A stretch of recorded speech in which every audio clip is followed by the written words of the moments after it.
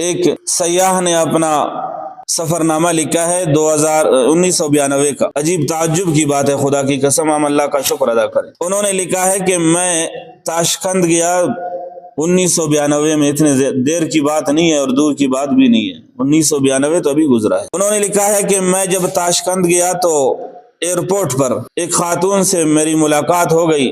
ملاقات تو نہیں ہوئی، البتہ میں جا رہا تھا، وہ پیچھے پیچھے تیز قدموں آئی اور مجھے بتا دیا انگریزی میں کہ آپ مسلمان ہیں. میں نے کہا ہاں میں مسلمان ہوں. پھر اس نے مجھے بتا دیا کہ آپ کے پاس قرآن پاک ہے. میں نے کہا ہاں میرے پاس قرآن پاک ہے. چھوٹا سا قرآن پاک جو سفر کے لیے میں نے اپنے پاس رکھا تھا وہ نکال دیا. کہا اگر آپ مہربانی کریں گے وہ کتاب مجھے قرآن پاک مجھے دکھائیں گے تو میں بہت خوش ہوں گی. میں نے بیگ سے قرآن پاک نکال کر اس کو دیا تو وہ رونے لگ گئی. کبھی آنکھوں پہ رکھتی ہے، کبھی بوسہ دیتی ہے، کبھی آنکھوں پہ رکھتی ہے، کبھی بوسہ دیتی ہے، سینے پہ لگا کے رکھی ہے، بس رو رہی ہے. بہت دیر تک قرآن پاک اس کے پاس رہا.